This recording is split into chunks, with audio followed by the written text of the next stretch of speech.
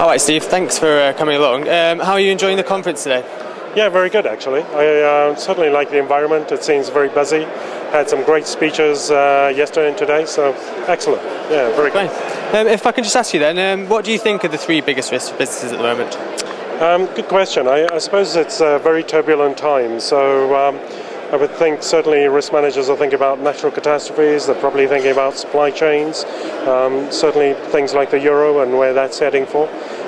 Ultimately, though, I think it's all about really having a structured method at managing risk, and providing you have a methodology that looks at identifying risk and measuring risks and trying to really deal with those risks.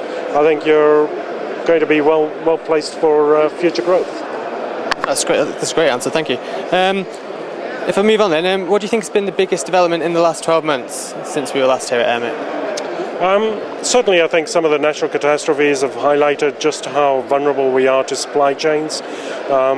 People call them supply chains. I kind of think of them more as supply webs, because ultimately they're all interrelated, and companies ultimately are relying on the same suppliers.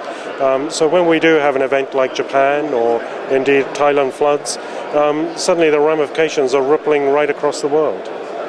That's great, thank you. And then what do you think might be the biggest risk that no one's currently talking about, but maybe people need to address?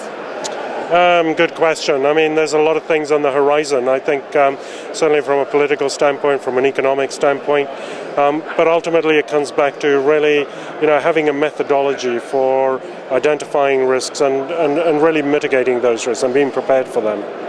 All right, thank you. And then finally, what's the biggest personal risk that you've ever taken?